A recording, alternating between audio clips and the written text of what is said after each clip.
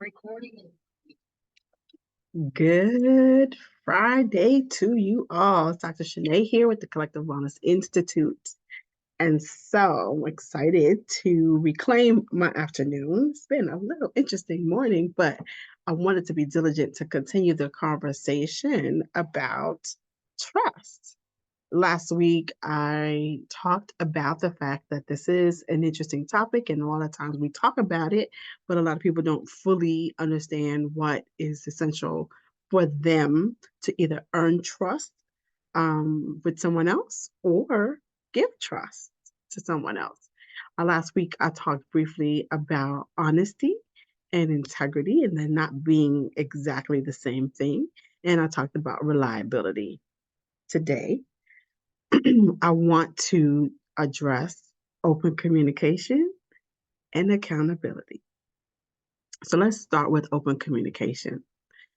This is a really, really interesting topic, especially for individuals who find themselves repeatedly in situations where they have trust someone in error.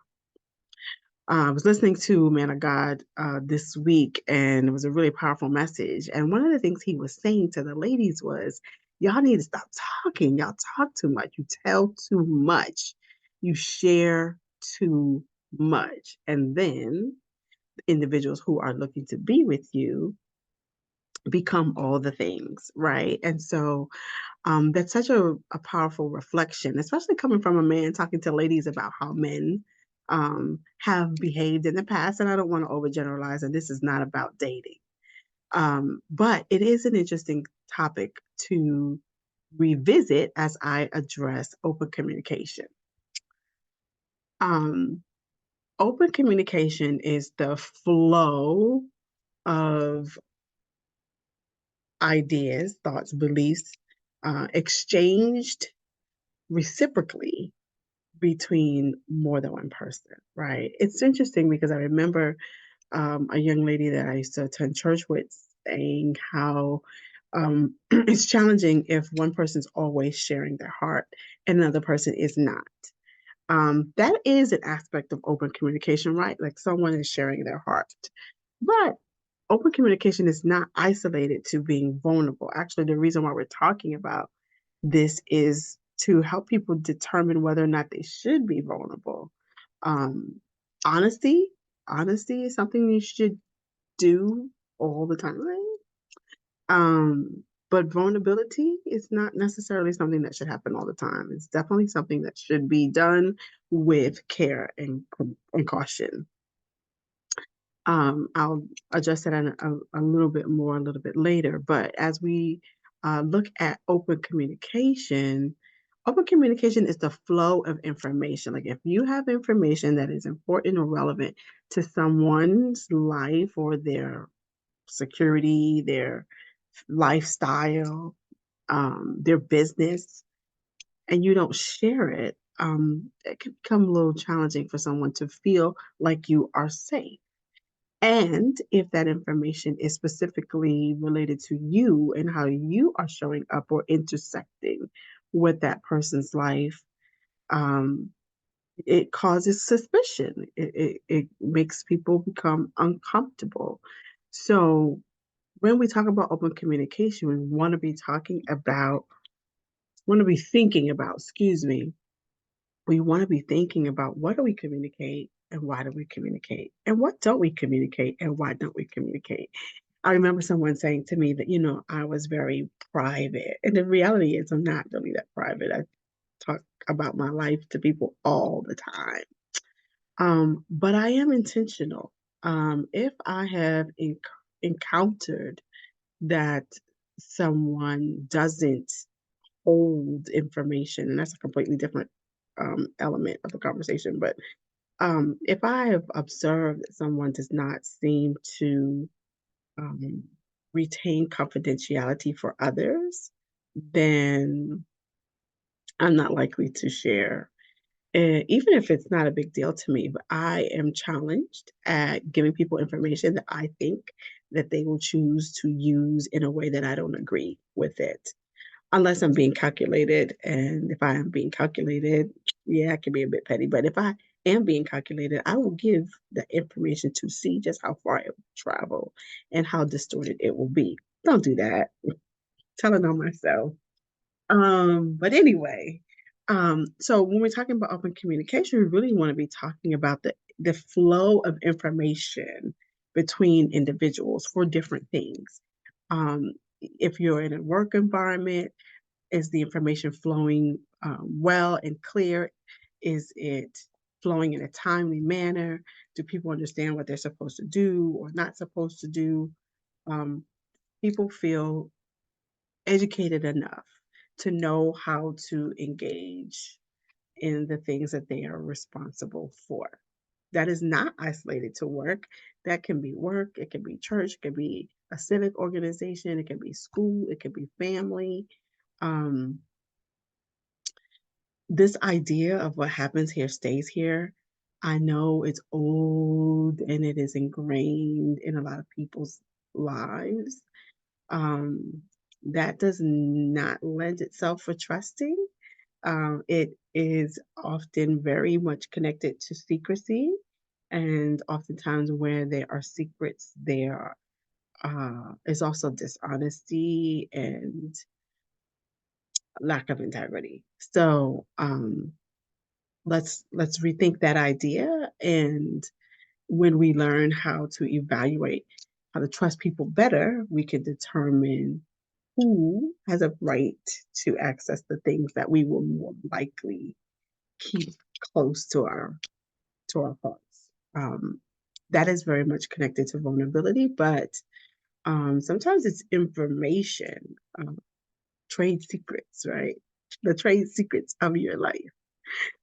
So open communication is a big variable for building trust. In our home, I'll just talk about the Simmons shenanigans. In our home, we do our best to communicate openly in our family meeting, and we have a family chat. And sometimes it's really funny, and sometimes it's really touchy.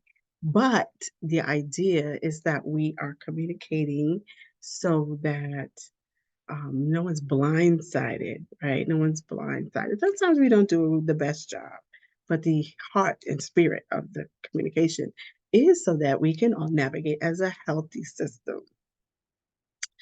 The next topic I want to briefly address is accountability. It really is somewhat self explanatory that you can be relied upon to take responsibility for what you are responsible for. That if you make a mistake, that you own it. If you forgot something, that you own it. If you hurt someone's feelings, you own it. If you made a promise, you deliver. Accountability and reliability are closely connected. They're not exactly the same thing. Accountability specifically um, relates to one's ability to take responsibility, right? So you cannot be reliable and take responsibility. You can't be reliable and not take responsibility. You can be reliable to show up for something, but not have done it well, and then not take responsibility for not doing it well because you showed up. So, accountability that people can rely on you to own your stuff, whatever that means, whatever that means. So, I really am resisting the urge to go to another one because I have some other work to do today. Um, and I really have so much more to say about this. Why am I talking about trust again? Why am I doing a whole month worth of chats about trust? Because some of us give our trust away way too easily, and some of us don't give it at all. You are not able to be in relationship with other people in any setting at all if you are struggling to trust, if you are struggling to earn trust and struggling to give trust. Trust is essential for human relationships. It is also something that could very well be compartmentalized. Like, I trust my property manager to come into our spaces to do the things that he says he's going to do. I don't trust him to come into my office and access the records of my clients, right? So I trust that he will be reliable, but I still do not give him access to spaces he doesn't have a right to. So trust can be segmented. We could trust people for specific things and not for other things. I have family members who I trust to show up if we need to throw down and go get somebody.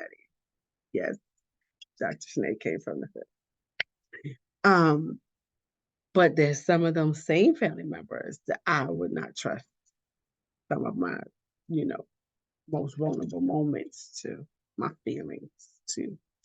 So we're going to continue to unpack this. I will be back again next Friday at lunchtime talking about what am I talking about next Friday? We're talking about consistency. I do have a difficult time with this at times. And vulnerability. Yeah. I might throw in another one because the week after I am on vacation, or I'll be coming back from vacation. So we'll see. Definitely consistency and vulnerability. If I'm feeling real spicy, I'll throw in another one. This is Dr. Sinead taking a minute to just talk a little bit about the essential elements to building trust. We need to think about these things more intentionally if we're going to be in relationship in a healthy manner. Once again, Dr. Sinead here at the Collective Wellness Institute. If you know that you're already struggling with this, you don't need to have any more conversations about the rest of the variables. You already know you struggle with trust. Give us a call. Give us a call at 800 715 3606, and extension 102 will get you to the intake department. Again, this is Dr. Sinead at the Collective Wellness Institute. You can find us at thecollectivewellnessinstitute.com, and you can give us a call at 800 715 3606 and let us know if we can help you unpack the stuff that gets in the way of you trusting well in relationships. Take care and have a great weekend.